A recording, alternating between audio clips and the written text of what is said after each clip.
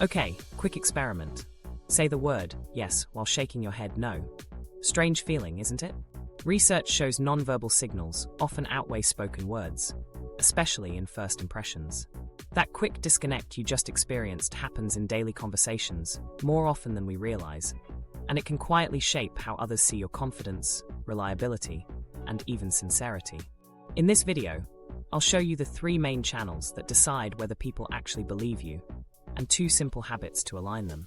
Think of it as outer signals reflecting inner alignment. So why do tiny gestures seem to carry more weight than words? The gesture word disconnect.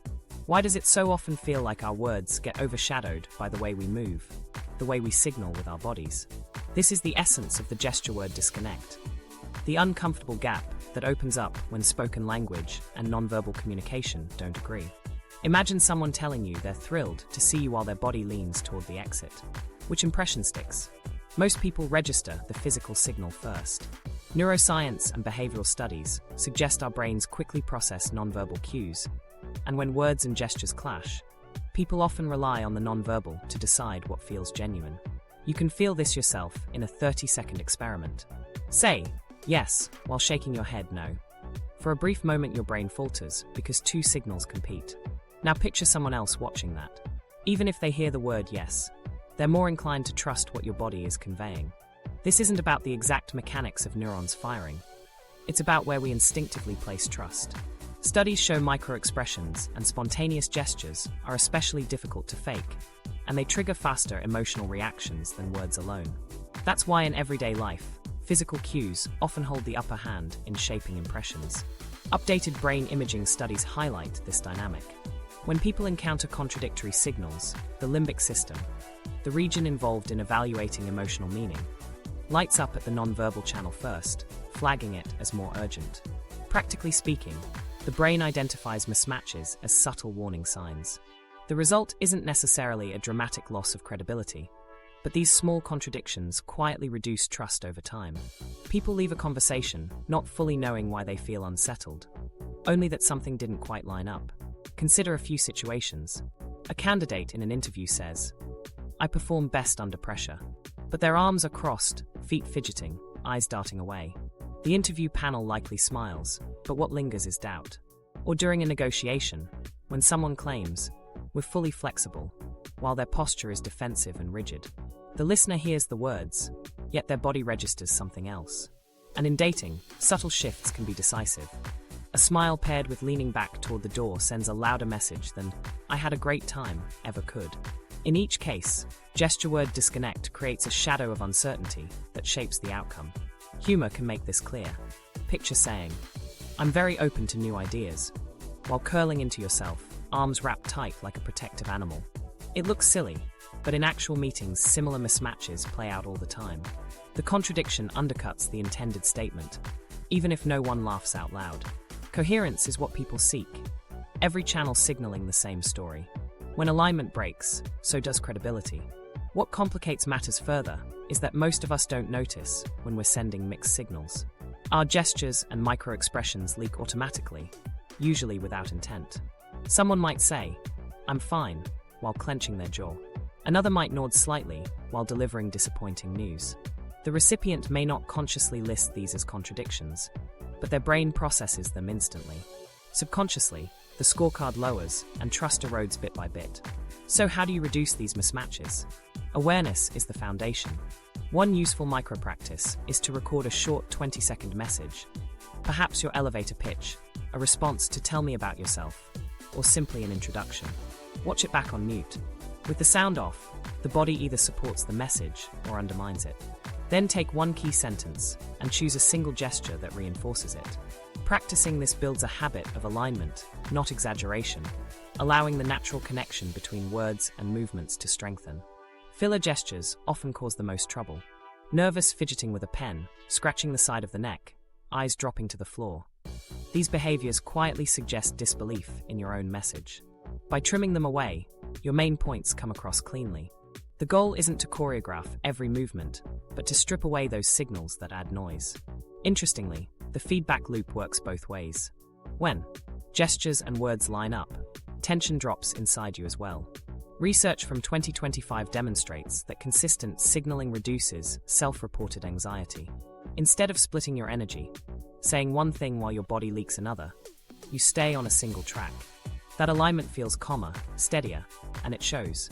Experienced speakers appear relaxed not only because they've rehearsed, but because they aren't fighting their own signals. Their words and body support each other, freeing mental bandwidth to focus on the conversation itself. This perspective reframes body language from being a cosmetic tool to being a filter through which every message must pass. Audiences don't just want articulate words, they want reason to believe them. And since gestures and tone cut straight to instinct, they carry disproportionate weight in that judgment. Every statement you make, every promise, every reassurance passes through this nonverbal lens. If body and words support one another, confidence rises on both sides. If they conflict, doubt creeps in, even if no one can articulate why. So as you reflect on the gesture-word disconnect, keep in mind that this isn't about learning new tricks or artificial moves. It's about minimizing the contradictions that we can trust, and about building a kind of alignment that's sustainable. Gestures don't simply comment on your words, they headline them. And when there's a split, people remember the headline most. But gestures are only one layer in the way people interpret your presence. Even with congruence between what you say and how you move, there's another level of judgment that unfolds almost instantly. Some people make you feel at ease within seconds. Others, equally capable, somehow leave you guarded. Understanding why those reactions differ requires looking at a broader framework, one that compares warmth to competence, and how that balance ends up shaping trust even more than the accuracy of our words. Warmth versus competence in 2025. Why do some people leave you feeling instantly comfortable, while others, equally skilled, seem difficult to connect with? The answer often comes down to a simple but powerful framework: warmth versus competence. In 2025, researchers revisited this model with new data, finding that these two dimensions dominate the way we size each other up. Instead of one subtle cue or single sentence, people notice whether you come across as approachable and empathetic, or capable and effective. Research shows warmth and competence account for most first impressions, by far the biggest chunk of what people notice. The challenge is that many people end up tilting too far in one direction. Take someone who exudes competence. They hit every deadline, their analysis is thorough, and their decisions are sharp. Yet when they enter a room, they don't smile, their tone is clipped, and casual conversation feels awkward. The team might admire their skill, but hesitate to approach them with concerns. Trust feels conditional, and commitment never fully builds. Now think of the opposite: the endlessly friendly colleague who brightens the office with small talk, laughter, and encouragement. Everyone enjoys their company, but when a crisis emerges or key data needs to be checked, people pause before relying on them. Even if they are capable, the overwhelming warmth cues cast doubt on whether they can deliver under pressure. Both scenarios reveal the same lesson. Too much competence without warmth creates distance. Too much warmth without competence breeds uncertainty. The sweet spot is high warmth plus high competence. Psych researchers often call this the charisma zone. Charisma isn't a mysterious talent. It's the result of balancing the signals that reveal both trustworthiness and ability. Warmth cues communicate safety and shared purpose. They reassure others that you won't exploit their vulnerability. Competence cues communicate capability and authority. They show that you can be relied on when performance matters. Together, they form a mutually reinforcing loop. When people feel both, they not only listen but also invest. The good news is that both dimensions can be adjusted. Think of them like dials you control rather than fixed traits. In some situations, you may need to nudge warmth higher, like when you meet a new team after a reorganization, or when calming a group experiencing uncertainty. In others, you must amplify competence, such as in a strategic presentation or when stating a critical recommendation to senior leaders. The skill lies in recognizing what balance the moment demands. Recent studies highlight how the cues that signal these qualities are shifting for modern interactions. Voice tone, for example, has become one of the most reliable indicators of warmth. Slightly slower pacing, vocal resonance, and subtle inflection are read as signals of openness, even in audio calls where faces can't be seen. On the competence side, researchers observed that deliberate, measured gestures aligned with speech strongly reinforced perceptions of skill. Controlled hand movements, visible when delivering key points, now matter even more in hybrid or digital contexts. To practice this balance, you can use short, tactical exercises. When you need more warmth, soften your tone, smile slightly, and open with a 5 to 7 second warm comment. Something that acknowledges the situation or the people in front of you. This creates immediate ease. When you need more competence, slow your pacing, end sentences with a firm downward inflection, and anchor your hands in visible, steady positions like steepling or measured palms. These subtle changes tune perceptions without forcing artificial behavior. It's worth noting that often warmth opens the door for competence to be accepted, especially in first impressions. When people feel at ease with you, they listen more openly to your evidence and analysis. If you start with competence but neglect warmth, facts may still land, but the audience receives them defensively, interpreting the message as cold or even threatening. This isn't universal. Some high-stakes situations require immediate competence. But in most everyday interactions, warmth lowers barriers so competence can register. Picture yourself presenting to senior colleagues. In version 1, you dive immediately into charts and metrics. The data is solid, but the room feels tense. In version 2, you begin with a brief acknowledgement of the team's efforts. That single signal of warmth clears a pathway for your competence to shine. The core facts haven't changed, yet the balance alters their effect. You've likely seen the opposite as well. An executive announcing, "I'm excited about this opportunity," with a flat tone and no facial expression comes across as detached. Or the perpetually cheerful team member, who in a critical meeting overuses laughter, unintentionally under-extracts trust. Both misalignments show how imbalance erodes credibility. What makes the charisma zone valuable is that it's not about perfection, it's about calibration. You don't need to perform a new personality, just become aware of how signals land. Recording brief clips of yourself can be eye-opening. Watch once with sound off.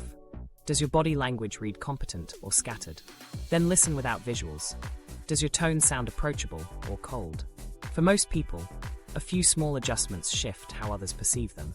In fast-paced modern settings, these micro-adjustments matter because judgments form almost instantly.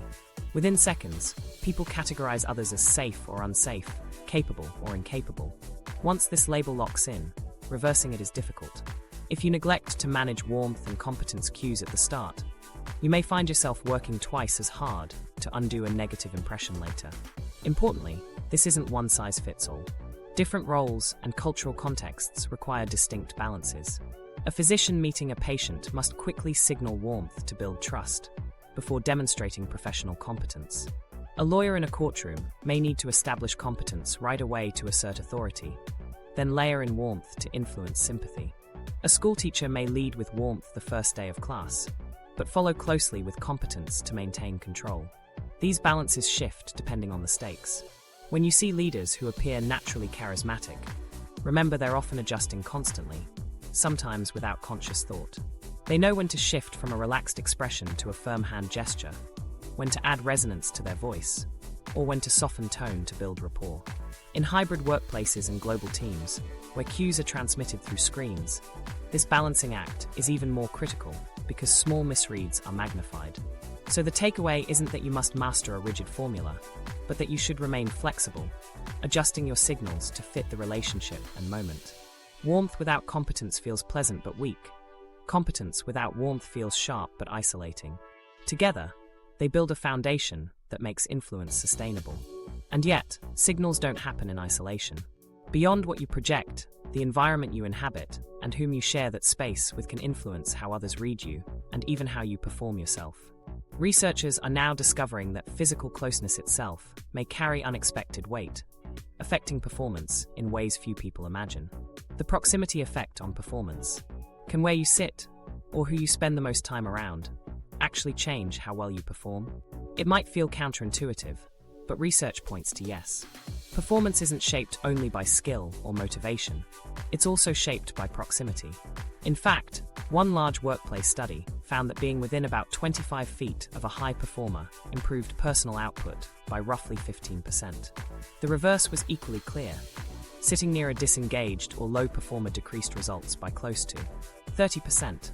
The evidence suggests emotional states spread through subtle cues, and proximity amplifies them. In other words, the energy around you reshapes your own baseline more than you may recognize.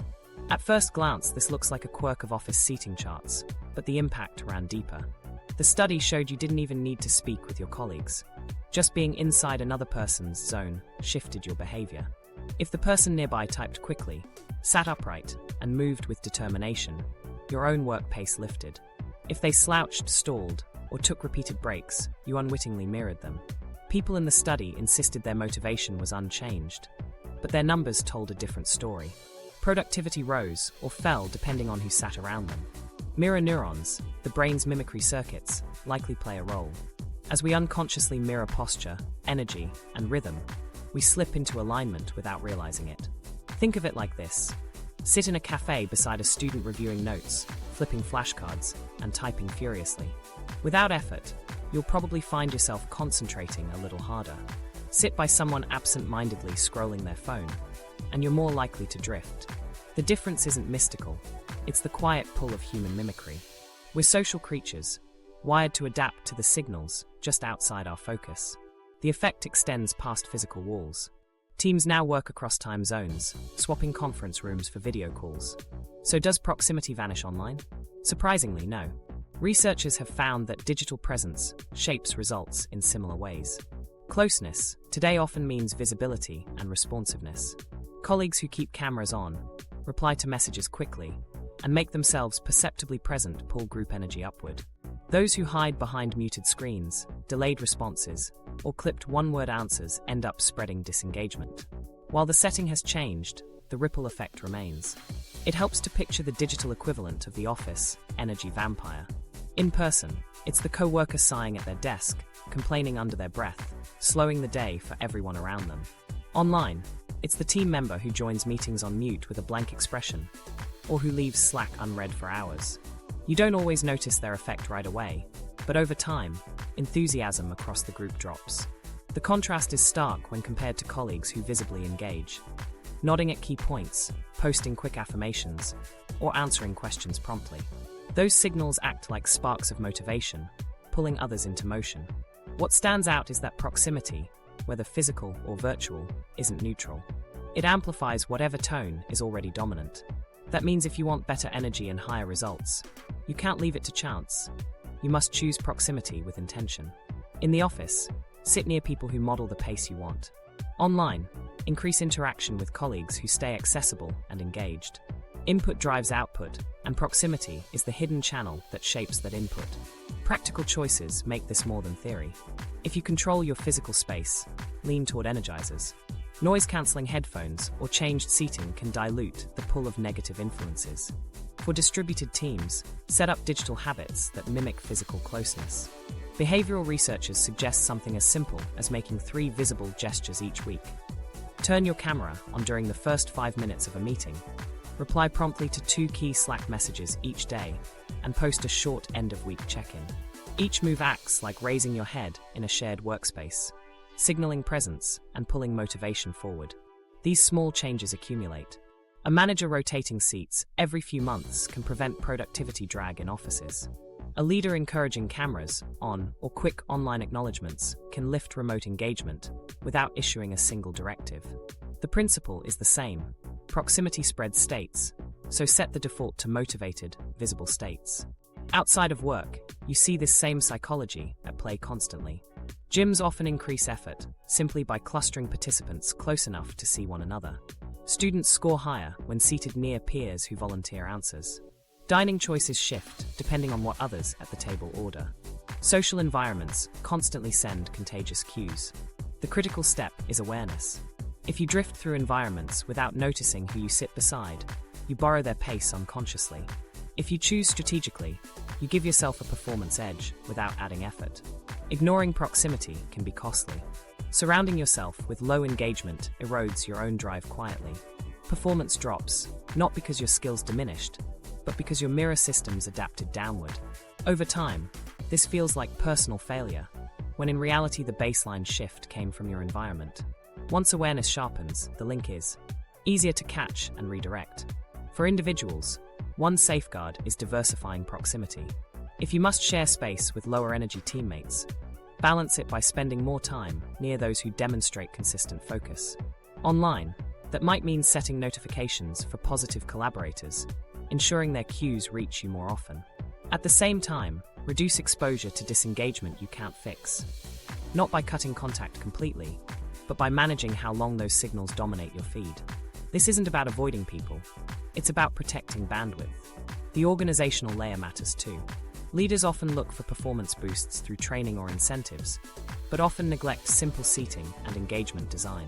Creating environments where high performers visibly engage, either by location or digital participation, raises the overall tide.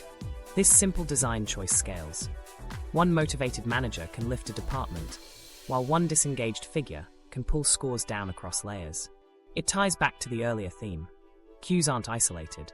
Nonverbal gestures and vocal tones matter, but their influence multiplies when shared through proximity. That makes charisma not only individual, but also environmental. Your signals echo more when others can see them, hear them, and adapt to them. In physical rooms or digital grids, presence powers influence.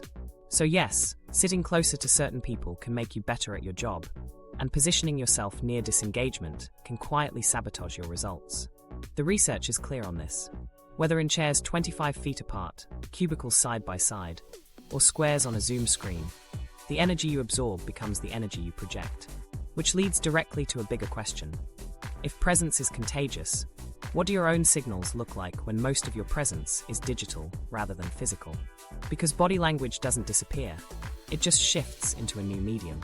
And understanding that shift is critical to how you're being read every single day. Digital body language. Digital body language has become just as influential as face-to-face cues, even if most people don't consciously recognize it.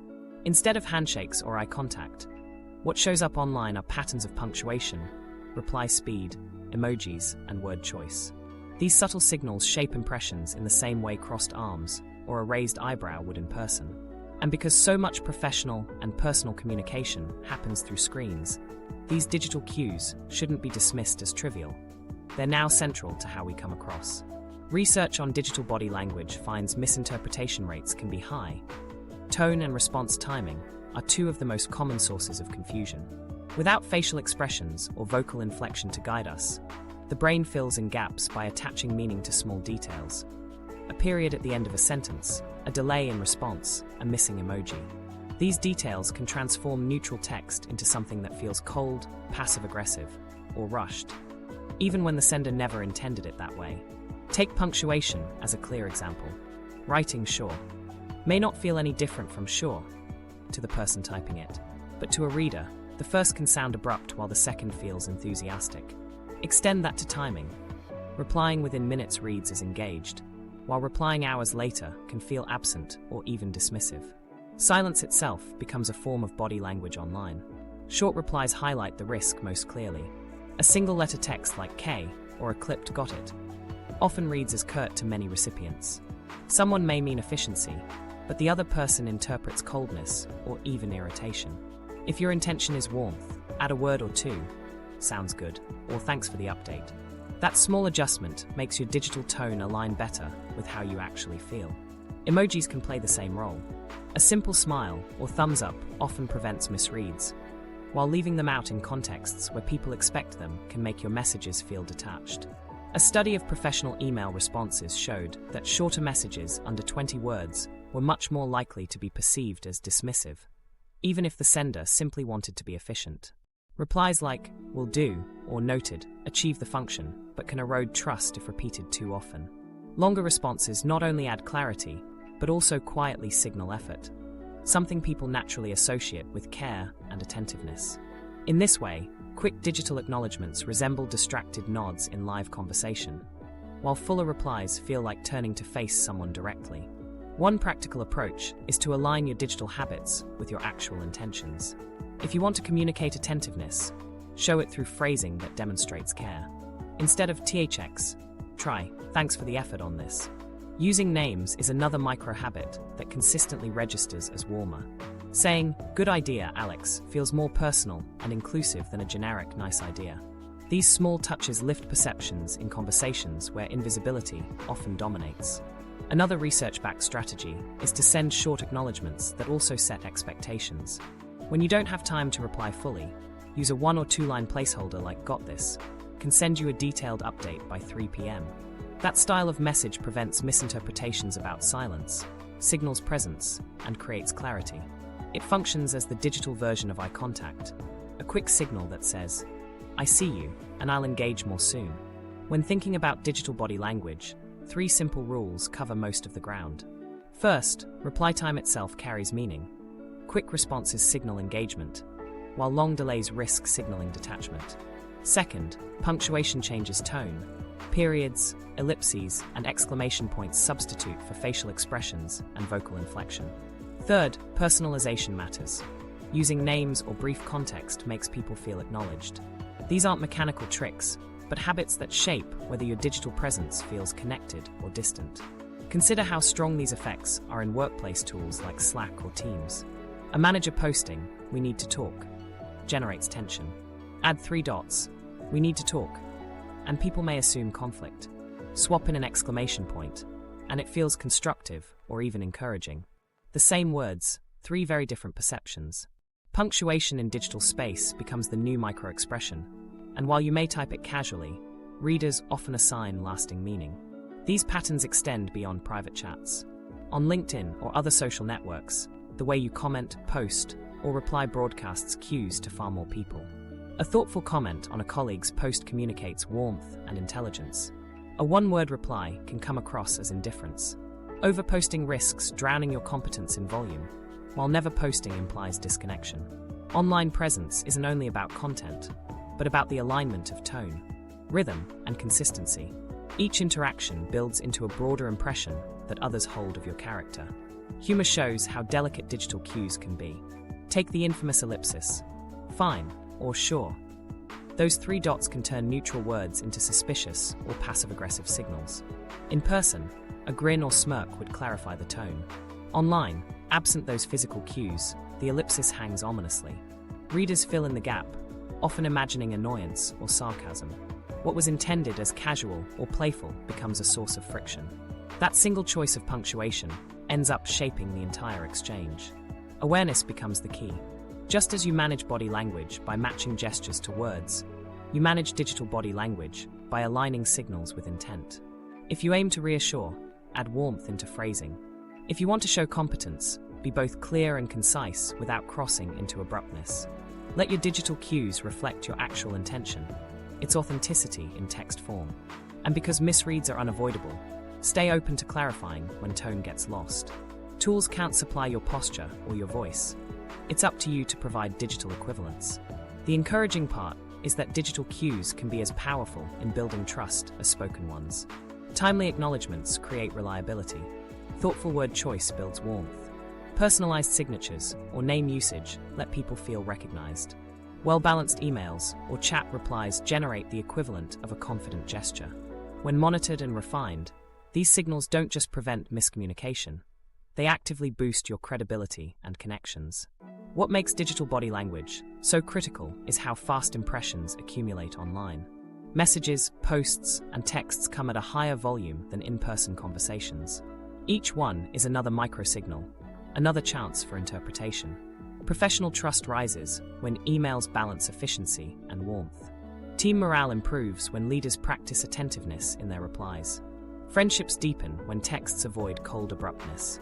Communication online is built on dozens of tiny signals people often overlook, but each signal matters in shaping your reputation.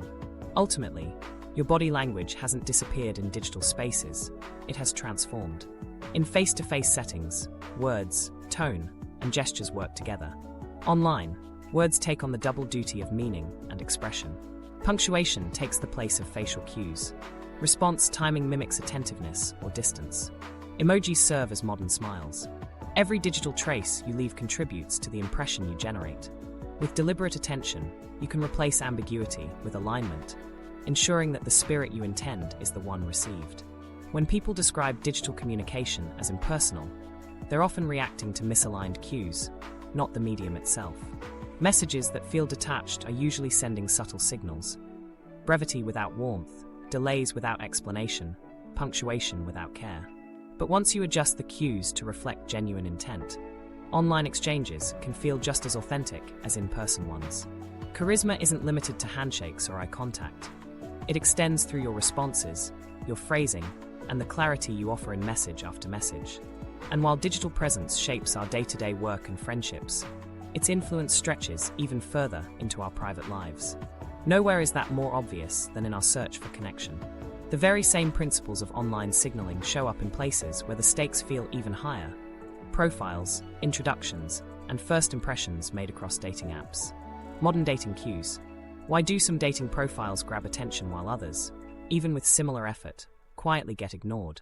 It's tempting to think it all comes down to looks or clever one-liners, but a major factor is often hidden in plain sight. Cues in posture, expression, and presence. Even in photos, those signals operate like body language in person. The way you sit, the direction of your gaze, whether your shoulders are open, or the type of smile you use all shape first impressions instantly. Attraction, trust, and approachability often hinge not on what you write, but on what your images and tone reveal in seconds.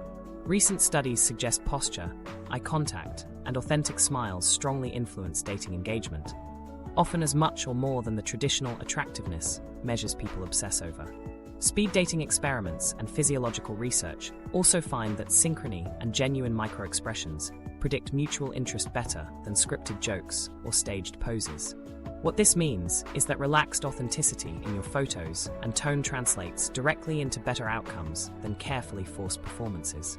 Two people can be equally photogenic, but the one with open shoulders, steady gaze, and a natural smile seems inviting, while the one with rigid posture and a rehearsed grin feels distant or staged. People often can't explain why they swipe one way or the other, but their brain registers those subtle cues automatically. One especially consistent finding is the effectiveness of open body language. Photos where your arms are uncrossed, your torso faces outward, and your posture conveys ease tend to receive noticeably higher engagement. Add to that the impact of a genuine smile, one where the muscles around the eyes and cheeks activate, and the result is even stronger. These cues signal sincerity and warmth, qualities people unconsciously seek in new connections. In contrast, a closed body shape, guarded expression, or stiff, studio-styled pose reduces relatability. Even if the intention was confidence, the signal often lands as coldness or lack of trustworthiness. This leads to one actionable point. Profiles rarely fail from too little effort. They usually fail from the wrong kind of effort. Overproduced glamour shots come off as insincere. Forced smiles look hollow. What works best is relaxed honesty, captured naturally. A laugh in the middle of a candid moment registers more powerfully than 3 hours of staged posing. Authentic cues invite curiosity because they show the personality behind the camera. To make these ideas practical, here's a quick checklist that aligns with what research supports. First, use authentic smiles, letting those upper cheek muscles engage instead of relying on just the mouth. Second, keep your torso open with visible arms, avoiding crossed or hidden positions that signal defensiveness. Third, aim for consistency across your photos. When you look like the same person in different settings, you reinforce trustworthiness. Fourth, include at least one candid moment, because spontaneity is difficult to fake and signals genuine energy. Just these 4 choices can elevate a profile by aligning what people feel subconsciously with what you intend to communicate. But dating today isn't only about still images. Video calls and quick virtual dates now play the role of early interactions. And just like professional or social video calls, details of posture, tone, and environment become decisive body language cues. Small adjustments in setup can change perceptions entirely. For example, behavioral studies emphasize camera distance as a proxemic factor, positioning your camera roughly an arm's length away and framing your upper torso. Not a close-up of your face, not a distant wide shot. Keeps you in what's called the personal zone. This avoids cues of accidental intimacy or detachment, both of which can push potential partners away. Along with that, a calm background and steady, relaxed vocal tone helps signal comfort and interest. Tone on video is especially critical. A slightly slower pace reads as thoughtful and present. A rushed delivery often lands as nervousness. Rising intonation at the end of every sentence can sound questioning or hesitant instead of confident. Meanwhile, something as minor as lighting can subtly alter impressions. Poor lighting masks expressions, while steady eye contact with a well-lit face is read as warmth and sincerity. These are not high-effort changes. but simply conscious attention to how signals translate through a digital lens. Humor provides a memorable example of how cues land differently. The so-called fish selfie is a classic case. Intended as a hobby showcase, it often reads to viewers as awkward, overused, or self-focused. In contrast, a candid photo of genuine laughter signals immediacy, lightness, and enjoyment. Between the two, almost everyone prefers the cues of spontaneous joy. It underscores how fast subtle signals shape perception of personality, even when both images are equally clear and polished. Awareness, then, is the bridge. If you recognize that digital presence carries the same weight as in-person presence, you can adjust deliberately. Selecting photos with natural smiles, consistent appearance, and open posture builds trust before words even enter.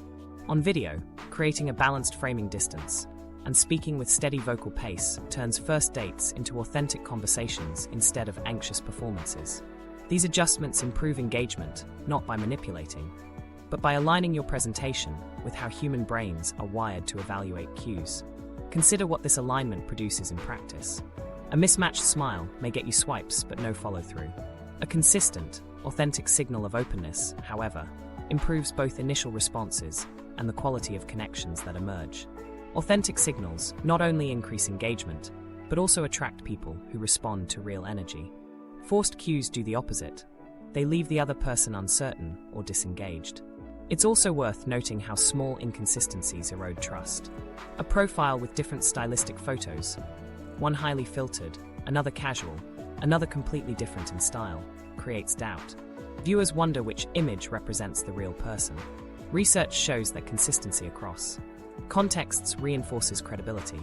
If your dating profile, video presence, and tone all line up, people unconsciously feel safer investing attention.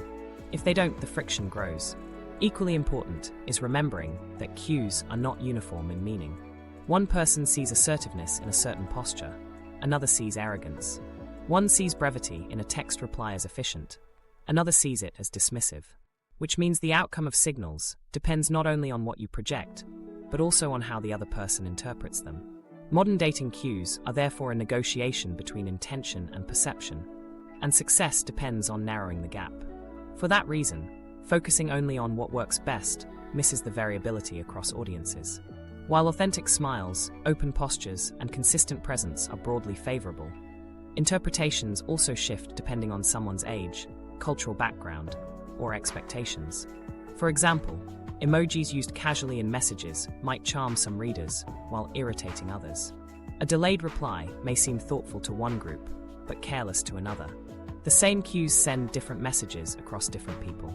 This variability means understanding your audience matters as much as refining your own signals. Modern dating is plural, not only across platforms, but also across generations, interpreting those signals differently.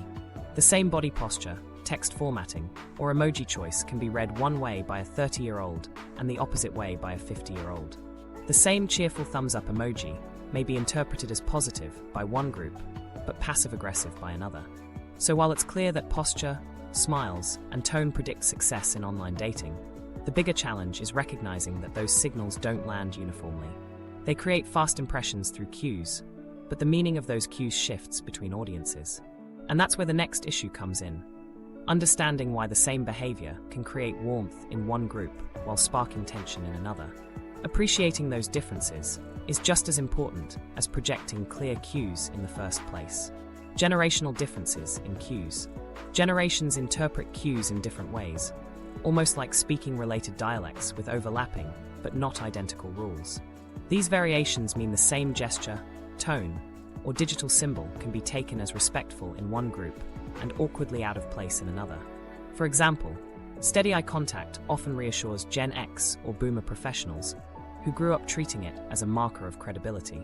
But for many Gen Z individuals, raised in an environment where screens shape daily exchanges, the same sustained eye contact feels intense, even aggressive. The cue doesn't lose meaning. It carries different weight depending on who receives it. This variation extends across many other behaviors. Physical closeness, for instance, often reads as warmth or engagement to older professionals who interpret leaning in as interest. Younger colleagues may prefer a wider personal boundary, framing the same closeness as intrusive. Neither is wrong. It's simply a difference of norms shaped by different contexts. The awareness that spacing expectations are not universal changes how we interpret proximity signals at work or in social interactions. Instead of assigning intent too quickly, it helps to ask whether the other person operates from a different cue set. Channel preferences reveal a similar divide. Many Gen X and Boomer professionals place high value on phone calls and fuller sentences in emails, interpreting this as courtesy. Millennials, having bridged analog and digital eras, often maintain some comfort with both voice conversations and digital messaging.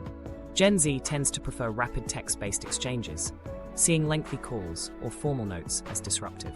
Research on workplace communication confirms these distinct channel preferences. Where one group values thoroughness, another assumes brevity equals efficiency. The practical recommendation is simple. When communicating up the generational ladder, err slightly longer and include formal structure. When communicating down toward younger colleagues, keep things brisk and use emojis or short phrasing to soften tone. Miscommunication often arises from assuming your own default is neutral. For example, a Gen X manager sending a long email full of background context feels they are modeling professionalism. A Gen Z in turn reading that same message may experience it as heavy, more demanding than informative. Meanwhile, when the intern replies with 2 words like "got it," the manager may regard the brevity as dismissive. Both sides acted in line with their norms, and yet friction appears. Awareness of that gap enables small adaptations. Add a greeting line for older readers, trim excess detail for younger ones. These are not large compromises, but small indicators that signal respect. Digital cues like emojis illustrate how minor details carry generational weight. A millennial may send a thumbs up to close a message politely, while a Gen Z recipient might read the same symbol as curt or passive-aggressive. Instead of memorizing which icon means what for each group, a more reliable approach is pragmatic. Mirror the other person's emoji use. If the other side uses emojis often, engage on the same level. If they avoid them, lean on words for clarity. And when in doubt, replace an ambiguous symbol with a short sentence. That small shift reduces potential misunderstanding without limiting authentic tone. Rather than assuming one generation's cues are better or worse, it helps to recognize that preferences vary and will keep shifting. Ask and adapt instead of declaring a definitive rule. In intergenerational teams, flexibility is often more effective than rigidity. A good mindset is curiosity instead of judgment, remembering that every preference reflects not only age, but also the life conditions and communication tools each group grew up with. Older workers experienced formality as a norm long before casual texting existed, while younger professionals entered adulthood in digital environments prioritizing speed and efficiency. Each generation adapts from different baselines. Awareness turns into action when you begin to flex your own signals in practical ways. If you're updating a Boomer or Gen X colleague, choose fuller sentences and offer to schedule a quick call if the subject is complex. If you're working with Gen Z, keep updates concise, respond quickly on preferred channels, and sprinkle in symbols or affirmations that signal warmth. This isn't about changing what you say, it's about adjusting the channel and tone so the intent comes through clearly. Examples highlight how this plays out. A millennial leader writing "done," attached file, may think they are communicating efficiency. A Gen X director reading the same words may interpret abruptness. If the millennial adds, "Hi, just finished this, attached file, thanks," the message shifts tone without losing efficiency. The other way around, a Gen X manager might compose a long message, but for a Gen Z colleague balancing several threads, summarizing with a line at the top helps reduce fatigue. None of these adjustments betray authenticity. They simply translate dignity across dialects. Humor shows how minor adjustments prevent unintended friction. Think of the laughing crying face emoji, widely used by millennials, but perceived as dated by many Gen Z users who replace it with the skull emoji for the same meaning. The fix isn't to track every emoji trend, but to notice when your reactions don't align with your audience's. If you feel uncertain, default to clear words like "that's hilarious" to guarantee tone. That choice eliminates ambiguity, where generational dialects shift most rapidly. One useful frame is seeing each generational group as fluent in a slightly different cue language. Gen X reads etiquette scripts shaped by pre-digital offices. Millennials became bilingual in analog rituals and digital informality. Gen Z grew fluent in rapid signals, short replies, and icon-based rhythm. If you enter a conversation with someone from another language group, you don't assume your slang will carry. You slow down, simplify, and sometimes translate. Communication across generations benefits from the same awareness. Adaptability doesn't dilute your personality. It strengthens the chance your message is understood the way you meant it. A short emoji must signal warmth rather than coldness. A long paragraph must convey care rather than excess formality. Choosing the right balance shows respect to the listener or reader. In practice, this makes daily collaboration easier, removes unnecessary tension from meetings, and smooths relationships that might otherwise snag on minor cues. The deeper point here is that generational differences are not obstacles. They are signals of diverse experiences. People raised with different play scripts bring different expectations, yet the underlying human needs remain constant. Everyone wants clarity, respect, and sincerity. They simply search for those qualities through different cues. By noticing the language differences and adapting, you move faster toward authentic trust. This perspective is especially valuable in teams where ages span decades. The effort of adjusting an email greeting or softening a text reply repays itself in goodwill. Over time, your reputation grows not only on competence, but on your ability to connect across lines.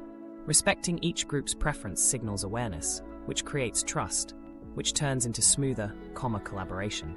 And for audiences interested in the more spiritual or transformational lens, these generational contrasts can also be seen as reflections of different life conditions and deeper values. Rather than judging them as right or wrong, approach them with curiosity. A change in tone or an emoji isn't just a preference, it symbolizes differences in how each generation balances stability, autonomy, and connection. Compassion in reading those signals makes your adjustments more authentic. Ultimately, no matter which generation you interact with, the principle is the same. Preferences differ, but intent matters more. If your warmth or competence comes through, the local dialect of cues will usually adapt around it. Flexibility and sincerity combine to make misunderstandings temporary rather than permanent. Learning this skill makes your influence broader because you're not tied to one set of assumptions. You can project signals that land across contexts. Yet even with this flexibility, some cues remain highly personal and resist easy translation across generations. One of the most revealing is the everyday facial signal you may not even notice. The default expression your face carries when you aren't actively managing it. That resting signal can quietly override everything else you say or do, shaping impressions before you've spoken a word. And that's where the next challenge begins. The resting face dilemma. Can a neutral face really alter how people see you? This is the dilemma of what's often called the resting face. When you're not smiling or speaking, your facial muscles relax into a natural default. For some, that default looks calm and approachable. For others, the same neutral setting pulls into downturned lips or lowered brows, which observers interpret as tension, irritation, or disinterest. It feels unfair because you're not doing anything at all, yet strangers may walk away with an impression that doesn't match your personality. That silent broadcast shapes trust, approachability, and even credibility before you speak a word. Research shows how fast this process works. People form face-based impressions in less than a second, and those snap judgments tend to stick. If your neutral expression happens to look stern, the first label others attach could be unfriendly or hard to talk to. Even if you feel fine inside, the visual slips ahead of the intention. The result? Unnecessary miscommunication and lost chances. This is especially critical in areas where first impressions matter most: job interviews, online profiles, or early social introductions. Consider how this plays out in professional photos. Two applicants might have identical resumes, yet their headshots lead viewers in completely opposite directions. One shows lifted brows, a slight cheek activation, and soft lips that curve upward. The other shows a face naturally set into lowbrow tension and a flat mouth. Neither is acting. Yet the first reads as open, the second as skeptical or fatigued. Recruiters, short on time, lean toward the one they unconsciously feel more comfortable with. The person with a tense resting face never realizes the barrier was planted in a fraction of a second. The same problem extends to personal life. A snapshot at a friend's party caught in neutral may make you look bored. A pause in a video call may show your face momentarily tightened, and others take it as judgment. Even a casual photo shared online can lead strangers to assume you're upset or disengaged. Our brains don't leave blanks unfilled. they rush to create a story. If they land on distance or irritation, the connection fades before any words bridge it. The solution isn't to plaster a grin everywhere. Forced smiles can look hollow and even less trustworthy. What helps instead are very small, genuine adjustments at key moments. Awareness, not performance, is the first step. By noticing how your neutral face lands, you can recalibrate. Slightly raising the brows, softening the jaw, or letting the lips rest with the faintest upward curve changes how others interpret your presence without making you look artificial. These subtle resets work in professional photos, in casual encounters, and even during long stretches of listening in meetings. 2 quick practices make a measurable difference. First, try a self-check. Record a 10-second silent clip of yourself simply listening. Watch it back on mute. If the default shows up as stern or distant, practice softening the brows or relaxing the jaw slightly as you listen. Over time, that calmer baseline becomes more natural. Second, test a microsmile for photos.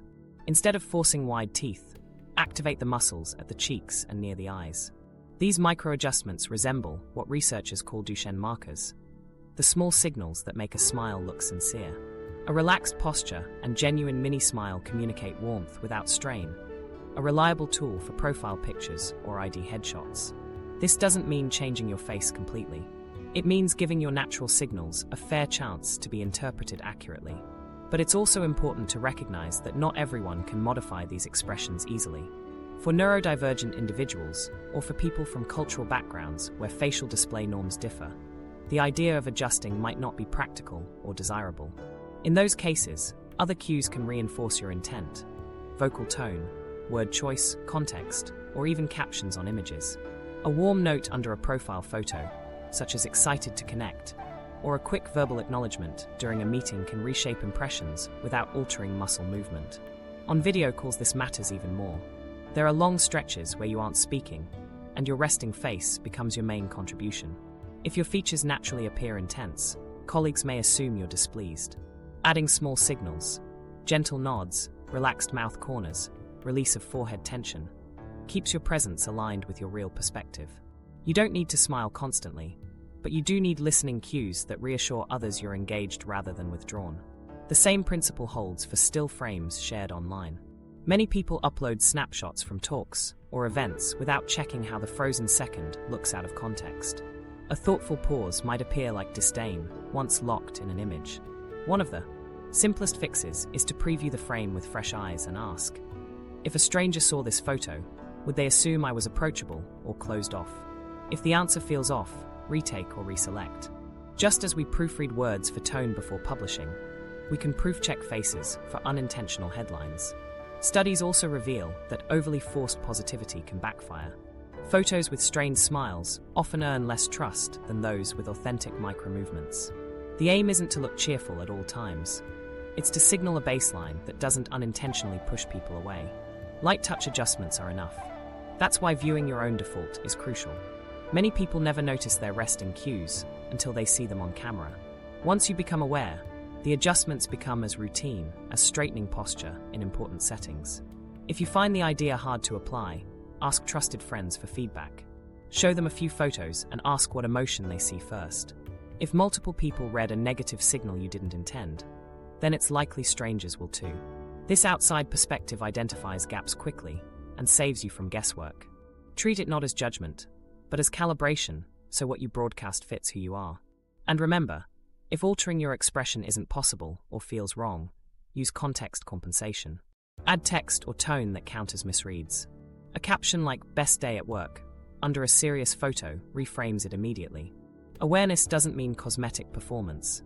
It's more like reducing interference so that your real personality comes through. Think of resting face adjustment as signal repair, not reinvention. Your face will never stop broadcasting, even when silent. By aligning it more closely with intention, you give others a chance to meet the authentic version of you.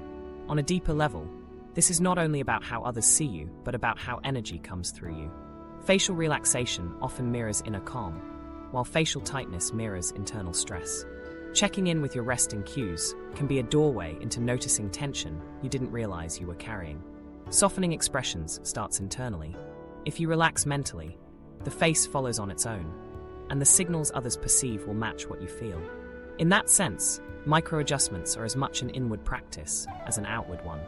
Finally, it's useful to widen the lens. Just as facial neutrality leaves impressions, so do the other features of your presence.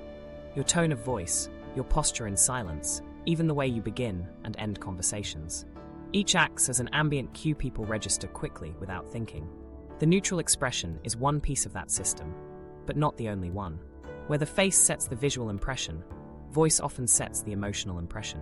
And while a photo might quietly signal you're closed off, the wrong vocal tone can alienate even faster. That makes the next skill worth clear attention: the patterns in the way you speak. Vocal power as modern charisma. Why do some voices capture attention immediately, while others fade into the background or even unsettle us without explanation? You've likely noticed this in meetings, presentations, or conversations. One person speaks, and the tone alone draws people in, signaling stability and confidence. Another shares almost identical words, yet somehow the message feels uncertain or unconvincing. The difference lies in vocal cues, which in audio and video-first contexts are as important as gestures for shaping perception. They are among the top channels people use to infer competence and warmth. The qualities our brain picks up from voices are subtle but decisive. Resonance is one. A voice that carries grounded resonance often registers as trustworthy and calm. Listeners describe such voices as reassuring, even when they don't focus on the words themselves. Another is downward inflection. Ending a sentence with a gentle downward pitch signals certainty and conviction. Introduce yourself with "I'm Daniel," firmly and with a settled tone, and the statement lands as credible. Deliver the same line with the pitch floating upward. It suddenly sounds like a question. The information doesn't change, but the perceived confidence evaporates. This upward lift at the end of sentences, often called upspeak, is a common habit. It can slip into introductions, presentations, or even ordinary updates. Say, "Our team delivered this project," and the listener subconsciously questions whether you believe your own statement. It's not deliberate insecurity, it's a tuned rhythm of speech. But it shifts how others process your authority. Rather than hearing assurance, they hear hesitation. Studies back this distinction. Researchers have found that vocal tone exerts measurable influence on perception. One well-known study even found associations between surgeons' tone of voice and malpractice complaints. Surgeons who sounded tense or clipped drew more patient complaints, while those who sounded calm and competent drew fewer. The technical skill wasn't in question, trust was. It shows how heavily we lean on tone, even when words and facts are available. For everyday interactions, this means authority isn't only about what you know or share. It's about whether your voice conveys steadiness. Vocal warmth, slower pacing, softer resonance, careful timing, creates connection. Vocal conviction, downward inflections, deliberate pauses, controlled volume, creates confidence. Together, they project modern charisma. Leaders aren't magnetic because they always say profound things. They're magnetic because their tone signals confidence that feels trustworthy. Humor can illustrate the downside of upspeak. Picture ordering in a restaurant. "I'll have the pasta?" The waiter hesitates, unsure if you're actually asking or deciding. Or imagine telling friends, "This is my favorite band?" It doesn't sound convinced. Now imagine the same delivery in a job pitch. "My rate is 80 an hour." Instead of authority, it signals uncertainty that invites negotiation downward. Practical exercises shift this quickly. A strong starting point is to practice your name and one-line introduction. Say, "I'm Maria." Pause. "I'm a project manager." Let both statements end with a downward inflection, the vocal line falling firmly at the end. This practice not only changes how others hear you, but also reinforces your own confidence. Rehearsing important declarative lines with downward inflection builds neurological feedback. When you sound certain, you feel more certain. Since voice habits run deep, it helps to use a structured approach rather than hoping awareness alone solves it. Here's a straightforward 3-step drill you can apply in under a minute. First, record a short clip of yourself saying your name and a single sentence you often use, such as your introduction or job title. Second, slow your speaking speed by 15 to 20%. Reduced pace makes inflection easier to control. Third, practice ending 1 or 2 sentences with a deliberate downward tail. Repeat until it feels natural. This small daily practice rewires tone faster than sporadic corrections. This doesn't mean flattening your voice into monotony. Downward inflection is not a robotic drop. It's a sign of certainty delivered with energy intact. Combine it with slight vocal variation elsewhere, so you don't lose warmth. The goal is balance, confidence paired with approachability. Too much downward tone without warmth risks sounding severe. Too much warmth without conviction risks sounding soft. The charisma zone rests between them. Situations where tone makes the biggest difference often come without warning. You might answer an interview question you didn't expect, present to executives under pressure, or step into a high-stakes call. In those moments, your voice becomes the primary filter through which listeners decide whether to trust you. If your tone falters, content doesn't carry. If your tone steadies, even imperfect content sounds credible. Distinguishing the two can change career results without a single change in resume. The feedback loop here is powerful. We often think tone only affects listeners, but science shows it affects speakers too. Downward inflection can signal safety to your own nervous system, reducing stress as you hear yourself sound composed. In effect, you train yourself toward calm by projecting calm. The practice grows resilience in both directions. Presenting with vocal steadiness not only persuades others, but relaxes your own physiology in the process. We also know that tone spills over socially. One fatigued or anxious voice in a meeting can drag collective energy down. One steady, grounded voice can lift group confidence upward. We've all left conversations feeling drained or energized, even when the content didn't demand that shift. Much of that effect comes from vocal cues. They are contagious in subtle ways. A tense voice introduces unease. A calm one stabilizes the room. Many spiritual frameworks echo this scientific view by adding another layer. People often describe voice as an expression of inner state. If your tone shakes, it reflects internal anxiety. If it steadies, it communicates inner trust. Whether you interpret it through nervous system regulation or through spiritual energy, the conclusion overlaps. Voice doesn't just convey information, it conveys presence. Both angles agree. Others don't only hear what you say, they feel what your voice transmits. Practical adjustments therefore reach beyond technical tweaks. They shape whole experiences. Consider first dates. A voice rushing at high speed might unintentionally communicate nerves. Slow, relaxed pacing naturally signals interest. In team settings, a manager who emphasizes calm tone during stressful updates reassures employees more than lengthier explanations ever could. In families, even a single sentence spoken with softness rather than clipped tone often diffuses conflict. These everyday shifts highlight how charisma stems from consistent vocal patterns rather than rare flourishes. The risk of neglecting tone shows up in all these contexts. Highly competent professionals often undermine their credibility unconsciously. They come prepared with content, but deliver in a rushed monotone, or let words rise unintentionally into questions. Listeners pick up uncertain rather than capable, and decisions change accordingly. On the other side, excessive downward tone without warmth may inspire compliance but not trust. The line between intimidation and charisma is often drawn by inflection. To solidify changes, targeted practice helps. Record yourself in a 30-second self-introduction. Note whether your pace is rushed, whether you end declaratives with lift, and whether resonance comes through. Fixing even one of those 3 points, slowing slightly, ending with downward tone, and opening resonance, shifts impressions dramatically. This is small, repeatable, and doesn't require acting lessons. Just 3 daily sentences, spoken with intention, build an enduring habit. Returning to the research, findings on vocal patterns reinforce the stakes. Harvard studies on financial pitches show investors respond more favorably to presenters who vary pacing and end with confident downward tails, even when the underlying content is identical. Tone doesn't replace competence, but frames it. Without the right frame, skills stay hidden. With the right frame, the same words gain influence. What emerges from all this isn't a directive to overhaul your natural voice, but a call to reduce unintended signals of doubt.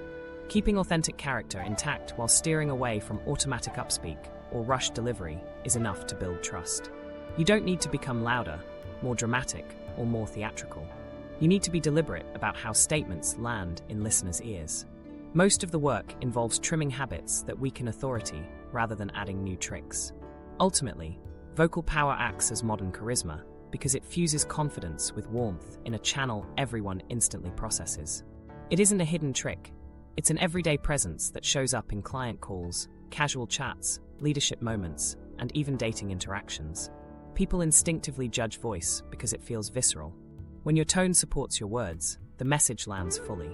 When it contradicts, the message weakens, regardless of intent. And here lies a deeper reality.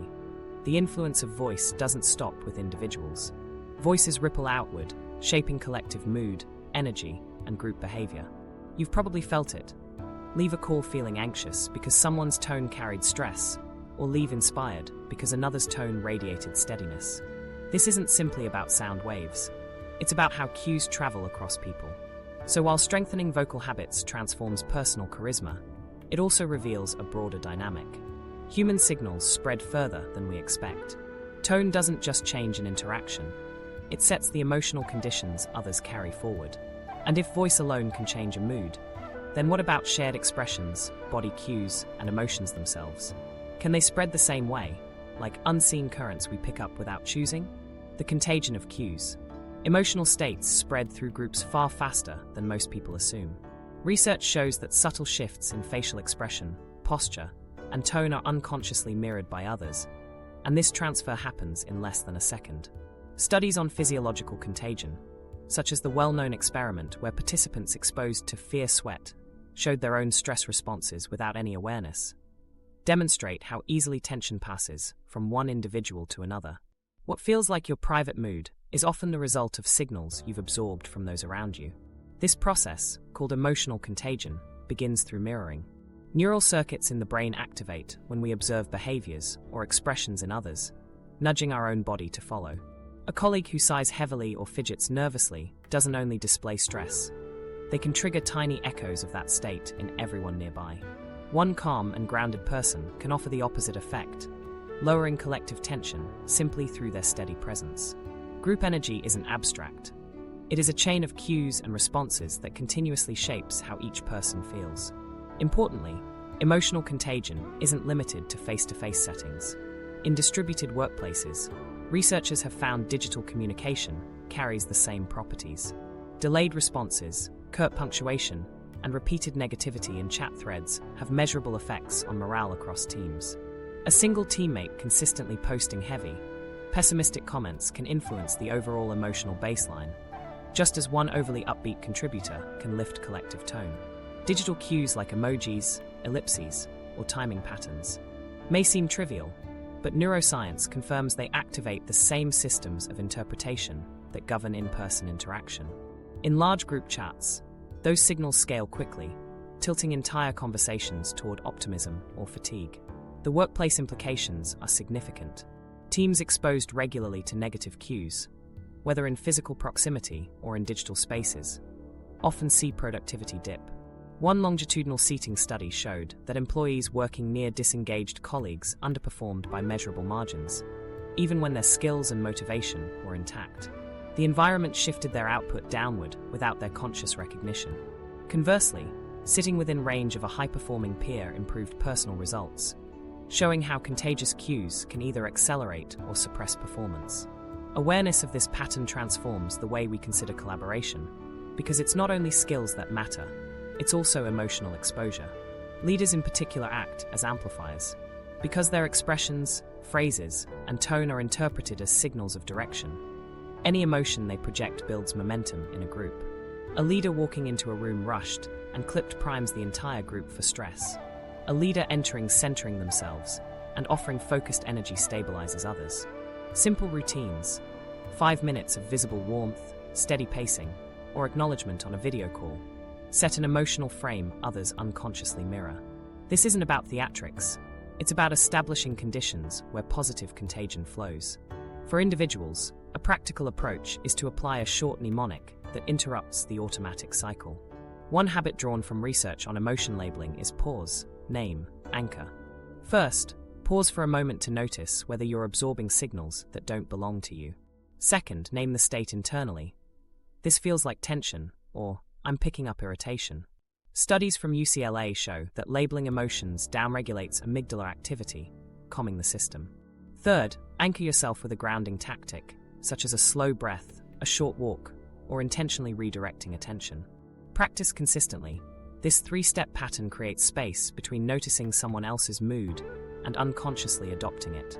Instead of reflecting every signal in the room, you become capable of deciding which ones to keep. Digital environments require their own safeguards. Since cues spread so quickly across platforms, one operational norm leaders can apply is encouraging visible presence in brief, structured ways. For distributed teams, research points to benefits of small rituals. Cameras on for the first 5 minutes of meetings, quick verbal check-ins, or synchronous pauses for acknowledgement. These micro-routines provide digital equivalents of physical proximity, making positive cues more visible and easier to mimic. Over time, they reduce the drag of disengagement and help align team attention more effectively than long formal meetings do. The more curious finding comes from how absence itself is contagious. Silence in chats, blank screens in meetings, or minimal responses can set a tone others mirror. Just as folded arms in a live room suggest distance, muted presence online broadcasts disengagement. Members often unconsciously replicate that minimal energy. The reverse is possible too. Consistently small but positive contributions, a quick nod, a short supportive phrase, establish a baseline others reflect. This is evidence that cues cannot be avoided. Even when we believe we aren't signaling anything, the absence of engagement becomes a signal in itself. Humor illustrates this dynamic. Think of how one person entering a meeting with visible irritation can trigger everyone else to stiffen within minutes, even if the topic is light. Or consider text threads where one team member uses heavy punctuation, or abrupt periods, again and again. Soon, the chat feels weighted, as if the group energy has shifted downward, despite nothing concrete being said. These moments aren't about content. They are side effects of contagious cues. Without awareness, people leave with drained energy and no clear source to blame. So what does awareness offer? It breaks the cycle of unconscious adoption. By noticing the transmission, you gain permission to choose. Standing in a tense group, you might recenter with a breath instead of slipping into the same posture. Reading a negative chat, you might counter with a neutral or encouraging reply rather than echoing pessimism. Anchoring small acts like these prevents you from defaulting into the group mood, and over time, positions you as a stabilizer whose influence carries greater weight. It also reframes leadership. Influence isn't only distributed through explicit strategy or formal updates. It emerges in micro-cues repeated consistently. Leaders who make their positive signals visible establish emotional conditions that ripple outward. Employees not only remember the content shared in a meeting, they remember how they felt during it. That mood state anchors motivation long after facts fade. Seen through this lens, managing cues isn't cosmetic. It is one of the most effective performance policies available. At its core, the contagion of cues shows that presence is never neutral. Every sigh, smile, pause, or punctuation mark contributes to a shared emotional current. Whether that stream lifts or weights the group depends on which signals dominate, and which ones individuals choose to reinforce. The concept returns power to the personal level. You cannot stop others from broadcasting tension, but you can stop yourself from amplifying it. And you can broadcast different cues intentionally to tilt the balance. This recognition prompts a sharper point. When others experience you, they don't only process words or even your actions. They absorb the background energy radiating through your signals, often without conscious thought. If you let unconscious contagion guide that process, moods wander and credibility drifts. If you choose alignment, you become the source that others unconsciously stabilize around. And the impressions people form of you are built less on what you claim and more on how you made them feel in the moment. That brings us back to the larger frame. Every gesture, every tone, every email, every pause multiplies outward and comes back to you. The question is not only whether people hear your words, but whether they want to carry your signal forward. And at that point, success in relationships and careers depends less on polished phrasing than on the atmosphere you generate when you show up. Cues from your body, face, voice, and digital presence shape trust far faster than words alone. They form the hidden filter through which every message passes, often before content has a chance to register. The key is alignment. Balance warmth with competence. Let your gestures support your words, and keep the same integrity in digital channels. To start today, try 2 micro-practices. Record a 20-second message and watch it on mute. Then review one of your profile photos and ask what it silently signals. If this resonated, try the 2 practices and share your experience in the comments. Your small experiment might help others. Remember, cues are powerful, But people differ, so use these adjustments with compassion for neurodiversity and cultural differences. The hidden language of cues isn't secondary. It often functions as the primary skill for first impressions and trust building.